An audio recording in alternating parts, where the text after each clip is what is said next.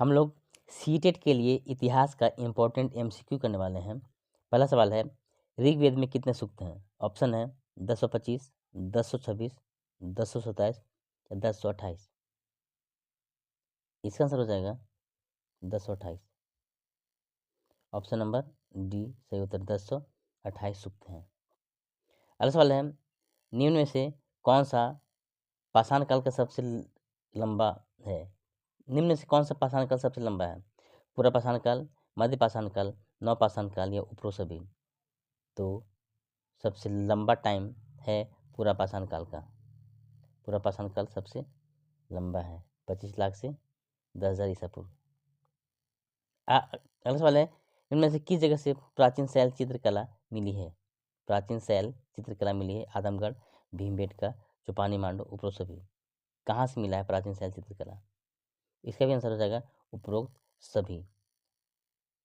आदमगढ़ से भी मिला है, भीमबेटका से भी और चौपानी मांडू से भी प्राचीन शैल चित्रकला मिला है। अगला सवाल है, इनमें से कौन हड़प्पा कालीन स्थल नहीं है? सुतकान गेडोर, राखीगढ़ी, चंद्रगढ़, चिरांद। हड़प्पा कालीन स्थल नहीं है हमारा चिरांद। चिरांद जो है सो हमारा नवपाषाण कालीन स्थल, बाकी सुतका गेंडोर, राखीगढ़ी और चंद्रगढ़ हड़प्पा कालीन स्थल है। अगला सवाल है, इनमें से कौन नवपाषाण कालीन स्थल नहीं है? बुर्जहोम, कोल्डिवा, मोहनजोदड़ो, चिरांद। नवपाषाण कालीन स्थल नहीं है, तो मोहनजोदड़ो हमारा हड़प्पा कालीन है। बाकी बुर्जहोम, कोल्डिवा, चिरांद तीनों क्या है? नवपाषाण कालीन है, और मोहनजोदड़ो हमारा हड़प्पा कालीन स्थल है। अगला सवाल है, इनमें से किसका संबंध इस्लामिक न्याय सिद्धांत से? सफ़ी, हनफी, उपरोक्त दोनों, रफ़ी। इस्लामिक न्याय सिद्धांत है हमारा सफ़ी और हनफी दोनों। उपरोक्त दोनों क्या है? इस्लामिक न्याय सिद्धांत है, सफ़ी और हनफी। अगला सवाल है, दंती दुर्ग किस वंश का प्रतापी राजा था? चोल, चेर, प्रतिहार, राष्ट्रकूट। दंती दुर्ग किस वंश का था? दंती दुर्ग था राष्ट्रकूट वंश का। दंती दुर्ग राष्ट्रकूट वंश का प्रतापी राजा था। अगला सवाल है, दंती दुर्ग ने किसे अपनी राजधानी बनाई? उज्जैनी, मानखेत, गोंगिनी, बीदर। दंती दुर्ग ने मानखेत को अपनी राजधानी बनाया। मानखेत के बाद गोंगनी का स्थान था। मानखेत बनाया दंती दुर्ग ने, उसके बाद गोंगनी हुआ राजधानी उसका। नेक्स्ट क्वेश्चन है, दंती दुर्ग ने हिरण्यगर्भ नामक अनुष्ठान कहाँ किया? उज्जैनी, मानखेत, गोंगनी, बीदर। दंती दुर्ग ने हिरण्यगर्भ नाम का अनुष्ठान किया था, और यह किया था उज्जैनी में। ऑप्शन नंबर ए इसका सही उत्तर है। अगला सवाल है, तबकात नासिरी किसकी रचना है? अलबरूनी, बदायूनी, मिनहाजुल सिराज, जियाउद्दीन बर्नी। तबकात नासिरी रचना है मिनहाजुल सिराज की। मिनहाजुल सिराज ने तबकात नासिरी लिखी है।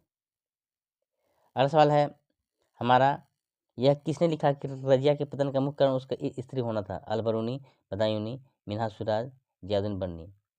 तो रजिया के पतन का मुख्य कारण उसका स्त्री होना था, यह मिनहाजुल सिराज ने ही लिखा था। उसी के समय का लेखक था ये मिनहाजुल सिराज। यह किसने लिखा है कि रजिया अपने भाइयों से कहीं अधिक योग्य तथा सक्षम थी? यह भी मिनहाजुल सिराज ने ही लिखा है। अच्छा, खिलजी वंश का वास्तविक संस्थापक कौन था? सिकंदर लोदी, फिरोज शाह तुगलक, बलबन, अलाउद्दीन खिलजी। खिलजी वंश का वास्तविक संस्थापक था अलाउद्दीन खिलजी। अगला सवाल है, कहाँ से प्राप्त एक शिलालेख में कहा गया है कि दिल्ली के सुल्तान को खुदा के द्वारा चुना गया, क्योंकि उसमें मोहसिन तथा सोलोमन जैसे गुण विद्यमान है? अजमेर, जोधपुर, वाराणसी, इलाहाबाद। कहाँ के शिलालेख में कहा गया है कि दिल्ली सुल्तान को खुदा के द्वारा चुना गया है क्योंकि उसमें मौसिम और सोलोमन जैसे गुण हैं? यह जोधपुर के शिलालेख में कहा गया। जोधपुर से एक शिलालेख पाया गया, उसी में कहा गया है। अगला सवाल है, किस सुल्तान के बारे में जोधपुर से प्राप्त एक शिलालेख में कहा गया कि दिल्ली के सुल्तान को खुदा के द्वारा चुना गया है क्योंकि उसमें मौसिम तथा सोलोमन जैसे गुण विद्वान हैं? कौन से सुल्तान के बारे में कहा गया है? तो यह अलाउद्दीन खिलजी के बारे में कहा गया है। असल है, दिल्ली सल्तनत में तवारीख के लेखक कौन होते थे? सचिव, प्रशासक, कवि, उपरो सभी। तवारीख के लेखक कौन होते थे? आंसर हो जाएगा उपरो सभी। सचिव, प्रशासक और कवि सभी मिलकर तवारीख को लिखते थे। अगला सवाल है, तवारीख के लेखकों के बारे में कौन सी बात सत्य है? वे नगरों में रहते थे, वे इनाम इकराम पाने के आशा में लिखा करते थे, ये शासकों को जन्मसिद्ध अधिकार की व्यवस्था बनाए रखने की सलाह देते थे।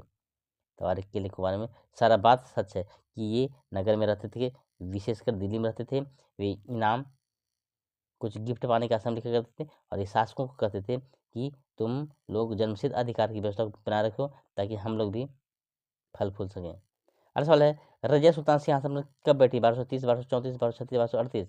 रजिया सुल्तान सिंहासन पर बैठी 1236 में। अगला सवाल है, रजिया सुल्तान को कब से सिंहासन से हटा दिया गया? 1230, 1240, 1244। तो रजिया सुल्तान को 1240 में सिंहासन से हटा दिया गया था। अगला सवाल है, रजिया सुल्तान किसकी बेटी थी? कुतुबुद्दीन ऐबक, बलबन इल्तुतमिश, मुहम्मद बिन तुगलक। रजिया सुल्तान इल्तुतमिश की बेटी थी। ये था इंपॉर्टेंट एमसीक्यू इतिहास का। नेक्स्ट अगली वीडियो में। Thanks for watching.